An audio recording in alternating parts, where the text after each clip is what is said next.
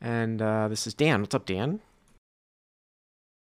Hey Bart, how are you? Can you hear me? Yep, Ken. This is a 2-5 home game with a $5 big blind ante. I am $900 effective, and I'm in the big blind with King 10 of diamonds. So 2-5 home game, 900 effective with a single $5 big blind ante, which is what sort of that's a really good setup. I would I always talk about no limit should be played with antes. We do a lot of three blinds in Texas, but all the hustler games have been played with a big blind ante, right? Okay. Yeah, so the standard pre-flop open in this game has been $15. Okay. But the villain in the under the gun position, this is 8-handed, has been opening to 20. Okay. So that's exactly what happens in this hand, and he has me covered. So he opens to 20, and it folds back to me in the big blind, again with King 10 of diamonds, and I decide to call. Right. So I think 8-handed here heads up. Probably this is a pure call. If there was a little bit of a later position open and then a call, I might take this hand and squeeze with it, like like a hijack open and a button flat, or an MP open and somebody flats. Definitely like if the small blind flats. I'd like to squeeze here with a suited Broadway, but just for straight, to be perfectly honest with you, if you're playing a full ring game, I might have some ace queen off flats here, heads up, right, against UTG, 8-handed, with nobody calling in between. You know what I mean? Yeah, for sure. All right, so looks like the pot's gonna be what, like 50 or 45 or something like that. 47. Okay, I'm gonna put 45. Yeah, but I guess 50 works. Yeah, okay. So the flop comes 9 of diamonds, 8 of clubs, 7 of diamonds. 9 of diamonds, 8 of clubs, 7 of diamonds. And you've got King 10 of diamonds. Okay. Yeah. Yep. So open ender, second nut flush draw. I decide to check. Mm-hmm. I don't think it makes sense to lead out here. No, I would go for a check rate. I mean, he should be very, very wary of this board against a big blind open, although you said that he did open slightly larger to the 4x, so that might lend itself to you having a little bit less volume of hands, right? I mean, if he goes 15, and by the way, I washed over that. That's going 3x with a ante is pretty small if everyone's going 15, right? Because, I mean, people are going to be getting like a very, very good price, right, in the big blind. I mean, they're going to be getting at least 3-1. If you go 15, so it's like 27 and it's 10 for you to call. I mean, when people are opening a 3x. But okay, so you check. Yeah, and going back to your point pre-flop, I had another question for you about these ante games, because I know if there's no ante, and if it's just just pure 2-5. Yep. In the early positions, you want to be opening to about 10 optimally, especially in a full ring game. But with the ante, the way I was rationalizing it was there's about $12 of dead money in the pot, so it plays like, I don't know, I'm just deciding to call it 4-8. Are you saying that you would open at $10 in a 2-5 home game without an ante? I mean, if I'm playing optimally, like by the solvers, yes, but in practice, that doesn't really seem to work. Yeah. Would 15 be what you would open with? In an ante game, no, I'd open larger. Well, I mean, like obviously, if you want to talk about optimal, we can talk about optimal. But have you ever seen the Hustler ante game, which is kind of a weird thing because it's 5-5 with a 5 ante, where sometimes the opens are like 200. Listen, in live poker, I want to open to an amount where I'm still getting the really, really wide VPIP calls, and anything less that if my open is to 20 and I'm still getting called by the same range as if I could open to 30 with the good hands, then I might open to 30 to really boil it down, So, okay, so hero checks on 9-8-7. Mm-hmm. And the villain fires for $20. So, villain bets 20. Okay. I mean, I'm going to be check raising here a lot. Absolutely. So I decide to check raise to a size of 110. This is interesting for the sizing part because you wouldn't, I mean, I guess there are some guys that will take, although this isn't probably the board to do it, that will sort of say, well, I'm so tight here from under the gun, I'm going to be c-betting most boards here. And so you think, well, sometimes he might actually not have anything, but he really probably isn't supposed to do that with this board. The only thing I'm thinking about is sometimes I've gone a little bit large in these spots, and if you're just trying to fold out and just randomness, then you don't necessarily have to go all that large. Like, what is your thinking here for this sizing? I'm going to be building pot in case I hit one of my draws. It puts a hand like jacks or queens, not in a tough spot on the flop, but it might be tougher for them to continue facing more pressure on later streets. Well, I mean, you can represent, other cards that don't necessarily make your hand as well, too, like a 10, and you put some pressure on him if he doesn't have a jack, right? Also, too, you might even have additional equity with a king, could be an out here, too. So it's kind of interesting to note the check raise sizing, because it's probably not, I would say, a board that maybe should be c-bet off. If you're defending here with like 60-70% of your hands due to pot odds, I don't know how often he's supposed to be betting, I think is what my point is. So, all right, so you check raise to 110, okay. And the villain thinks for a little bit, but not too long before putting in the call. By the way, I will say that this is one of the small stakes exploits that I will say commonly in my exploit guide, where I say you should bet this board from under. I mean, this is a really extreme scenario, but one of the small stakes exploits in live poker is that you can bet the boards that you're supposed to sometimes check and have respect for somebody's range, because people won't find enough they don't rightly recognize that the board can be attacked with a much worse draw than what you have here, like ace 6 of clubs or something. You know what I mean? Something like that. They'll find a call, so you don't have to worry about getting blown off when you bet queens here on a board like this. That's an exploit. That's what, and it tends to work pretty well towards the small stakes. But okay, so villain calls, and now we're at what, 265 we'll call it, or 270 if we said 50 on the flop. Okay.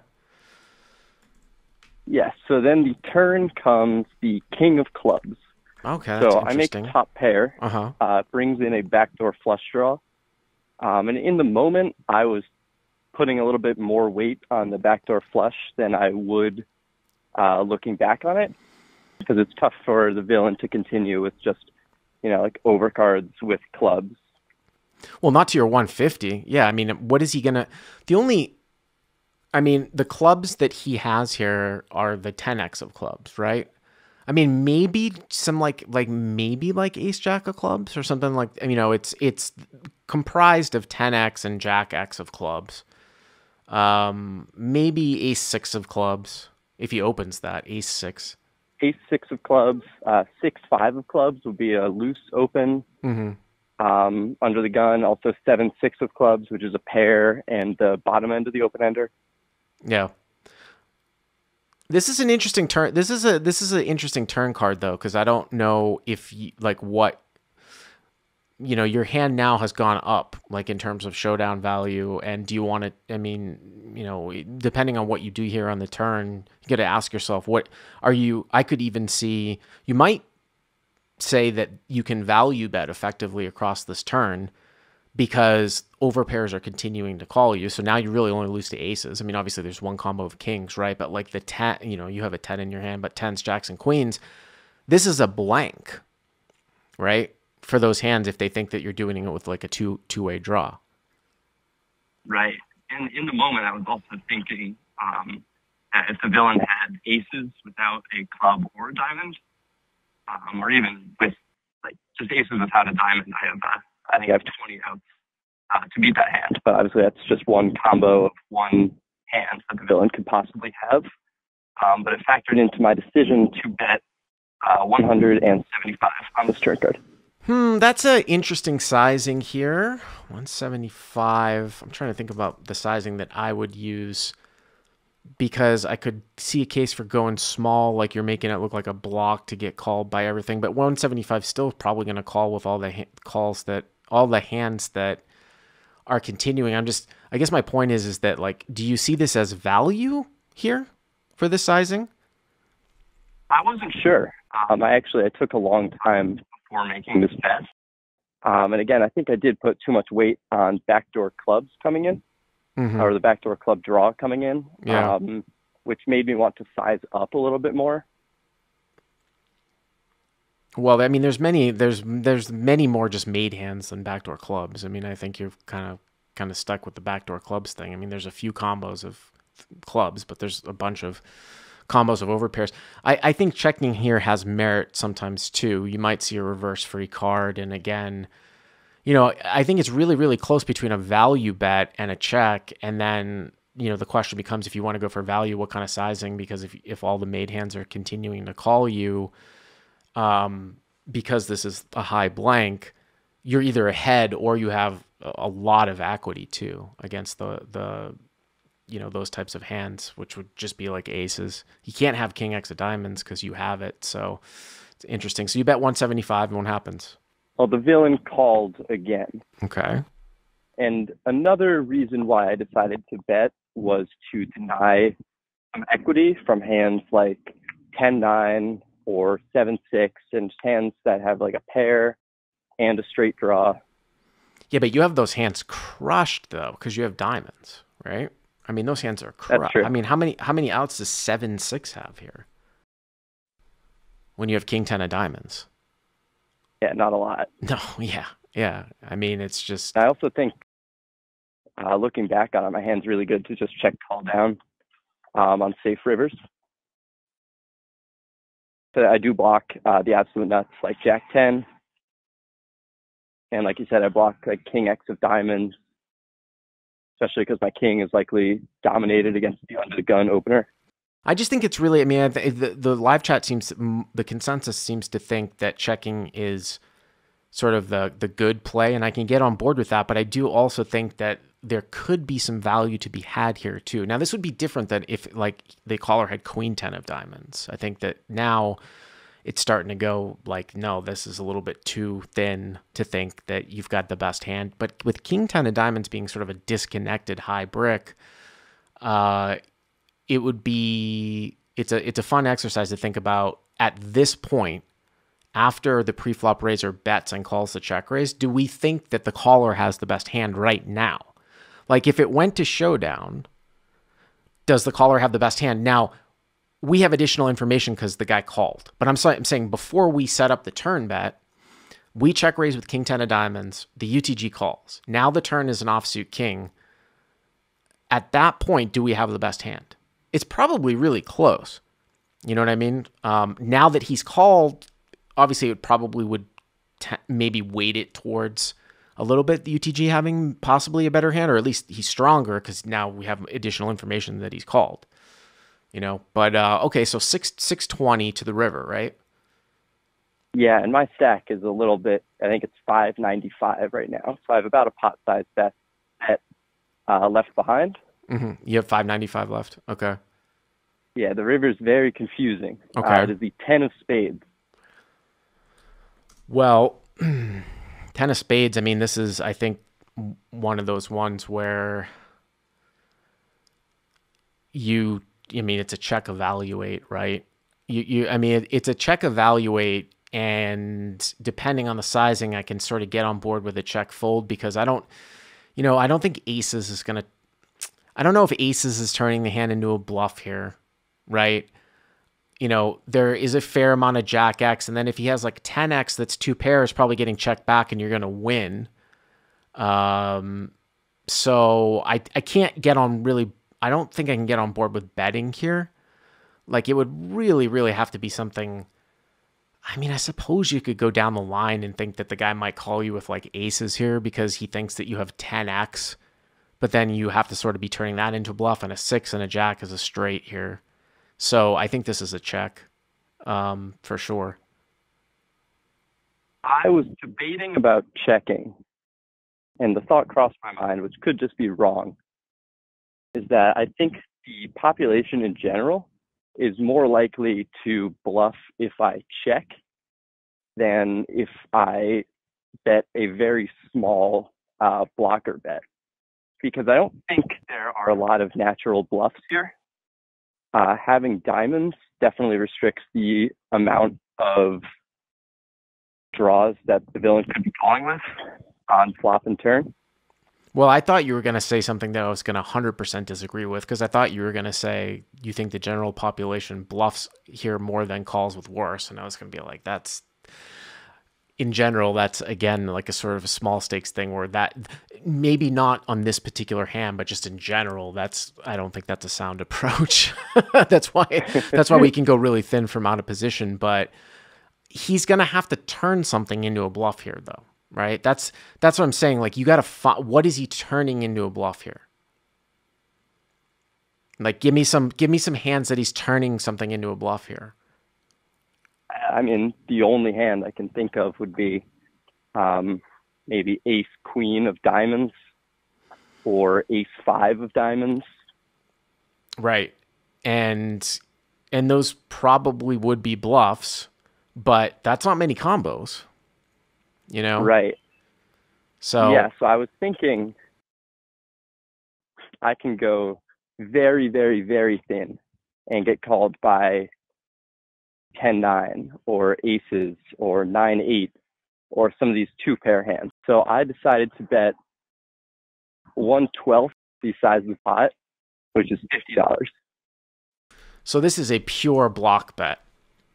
This is an absolute pure block bet. And in general, I'm not a huge fan of block bets. There's time that, so you have to get called by worse in order for a block bet to work. Now, I think that you actually have that. And I'll go back to what you said, which what you were saying was that you think that the general population will bluff here more when checked to, as opposed to what come over the top of a block bet as a bluff. Right. That's what you said. I was thinking.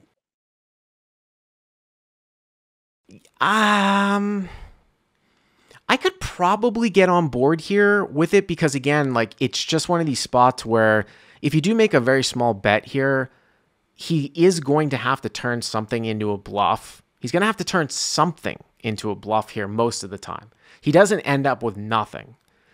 And because you're giving him such a cheap price and you're giving yourself such a cheap price on the bluff, you can get called by worse. So, you know, betting 50 is really, really small, but I could sort of, I mean, I think my gut reaction is to check and evaluate, but I mean, I can kind of get on board with it here. It is a little bit small. Yeah, that's the final decision point in the hand. Dylan ends up calling with 6-5 of club. So he flops the bottom end of the straight. Oh, wow. And then turned a flush draw. Yeah, I was curious to hear your thoughts on how I played the turn. And then obviously how I played the river. Definitely not a standard play that I find myself doing very often. Right, so he flopped a straight, picked up clubs, and then at the end, if you check, I mean, he has a very clear-cut value bet. And then I'm trying to think, if I put myself in your villain's perspective, am I going to raise you with a 6? Can I raise you with a 6? Because then what do you bet? Because it's like, are you taking a jack here for this line? I actually, and this is going to be in the podcast, and I'll probably cut this hand up for the free podcast as well, coming out on Wednesday. But I played a hand against Rampage after the stream on Saturday where I made a very speculative just call with a straight. I had Jack 9 of clubs. If people listen to that, I'm not going to get into it, but just watch out for that. But this one's interesting because if I'm your opponent here, am I going to raise you here with a 6? Do you have other hands here? I think I might suss out your block bet, though, and think, well, I don't think this is really Jack X. I think it's more likely to be what you have. Maybe like a set that doesn't know what to do, or in this case, you rolled into King 10. I think it's sort of the same equivalent. So I might raise you here, you know, with a 6. Now, if you were going to plan on bet folding, you know, it's... Yeah, that was my plan. Because I couldn't quite sniff out enough bluffs. Yeah. And I don't think the villain would just be calling with the jack. So my plan was to bet and then fold. Yeah. Well, interesting spot. Interesting hand. Thank you very much for the call. I appreciate it. If you enjoyed this video, please hit that like button and subscribe to our channel, and check out the coupon code in the description to try out the Crush Live Poker training site for free.